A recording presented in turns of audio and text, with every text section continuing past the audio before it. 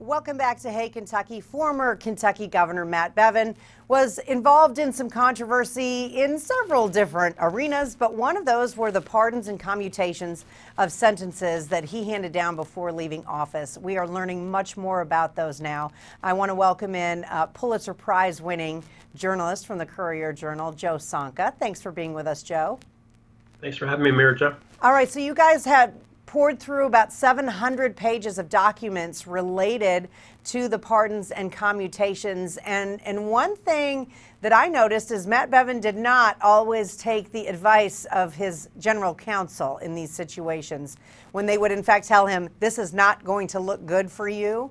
And he still did it anyways with some of these. Yeah, but basically most of the documents that I received that had been in possession of the FBI for the first 6 months of this year were handwritten notes either by Bevin himself making the actual pardons, which were later transcribed and filed with the Secretary of State's office. And the others were handwritten notes of his attorneys saying these are the strengths and weaknesses of each pardon applicant, whether they recommend pardoning them or not. Sometimes they recommended against a pardon, and Bevin pardoned them. Sometimes they recommended for a pardon, and there is no pardon from Bevin. So he didn't always go with their recommendations, but some of these were certainly eye-opening. Yeah, and in those handwritten notes, there are mentions of whether or not someone had a background in their Christian faith or had found Jesus, I suppose, on the inside, and that was definitely something that helped push the governor forward in making some of those moves. It read that way, certainly. They would be making the case that this person found Christ, they're a committed Christian. One applicant where Steve Pitt, the general counsel for Bevin, was talking about all of the good points about how this person turned around. And then at the end they said, but no mention of faith in church. So it certainly seemed to be something that was factoring into the decision. And Steve Pitt, who you mentioned, worked for in Daniel Cameron's office, resigned shortly after you all started reporting on this. We reported back in May that Steve Pitt had recommended one of the most controversial pardons issued by Bevin, which was of Dayton Jones in Christian County. He was convicted of really brutally sodomizing a kid that so badly that he almost died from the injuries. So he was convicted of a really serious charge, and Bevin pardoned him, saying that he was completely innocent and that other people were the guilty parties.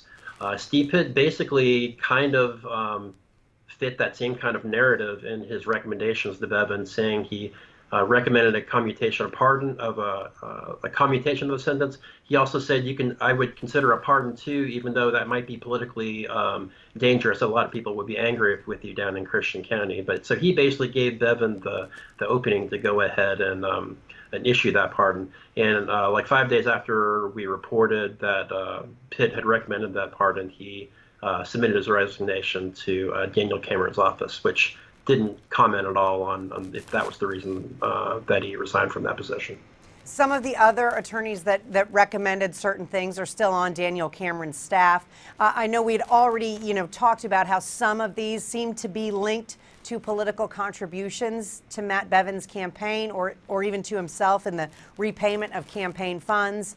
Where do we go from here, though? Well, the FBI has had this for 6 months. The FBI has a policy per the Department of Justice that they don't comment on whether they're investigating something or not. So that's been pretty much their position since December.